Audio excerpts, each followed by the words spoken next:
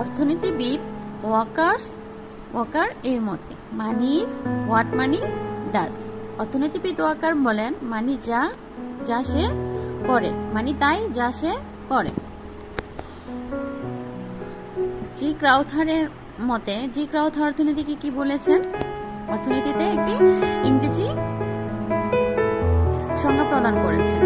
Anything that generally acceptable as a means of change and at the same time acts as a key makers and as a store of value।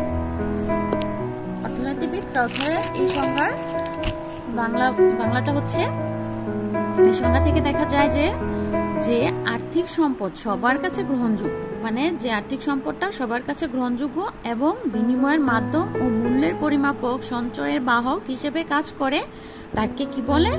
তাকে অর্থ বলে।